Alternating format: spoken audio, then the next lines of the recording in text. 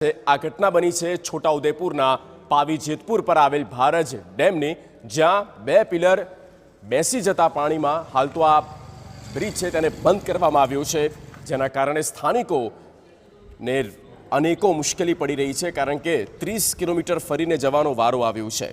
આજે 10 માસ કરતાં પણ વધુ સમય વીતી ગયા બાદ પણ પુલનું સમારકામ ન કરવામાં આવતા ગ્રામજનોમાં નારાજગી જોવા મળી છે। રસ્તો ચલામલી સુધીનો છે। આ રસ્તા પર એટલા બધા ખાડા થઈ ગયા છે કે રસ્તો બિલકુલ લોકોને બિનઉપયોગી થાય છે। તો સરકારી તંત્રને મારી એટલી જાણ તમારા દ્વારા કે એ ડાયવર્ઝન આપવા છતાંય આ રસ્તો ખરાબ થઈ ગયો, તો આ એટલા કરોડના ખર્ચે બનાવ્યો રસ્તો, તો આ રસ્તો પાછો રિપેરિંગ કરે અને લોકોને રાહત થાય એવી મારી માંગ છે। સ્થાનિકોની રજૂઆત બાદ તંત્રએ 2 કરોડ 37 લાખના ખર્ચે નદીમાં છલિયું બનાવી દીધું। હવે સવાલ એ ઊભો થાય છે કે મધ્યપ્રદેશ અને છોટાઉદેપુરને જોડતા આ ડાયવર્ઝનનો ઉપયોગ માત્ર ચોમાસાનું પાણી નદીમાં આવે ત્યાં સુધી થઈ શકે તેમ છે। નદીમાં પાણી આવવાની સાથે જ આ રસ્તા પર નદીનું પાણી ફરી વળશે અને ફરી આ રસ્તો બંધ થઈ જતા ગ્રામજનોએ ફરી 30 કિલોમીટરનો ચક્રાવો લગાવવો પડશે।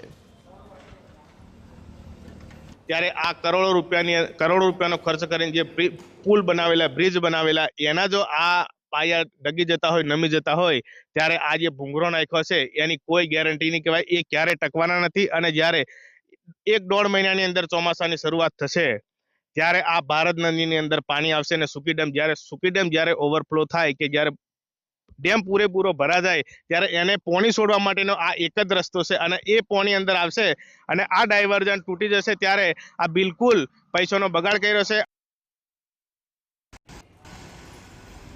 તો 10 માસથી હાલાકી ભોગવી રહેલા ગ્રામજનો એક તરફ આ છલિયું બનાવવાથી ખુશ તો છે, પરંતુ આ સમસ્યાનું નિવારણ નથી, પરંતુ ચોમાસું આવતા જ ફરી પરેશાન થવું પડશે તેવું વિચારીને પણ ચિંતા અનુભવી રહ્યા છે।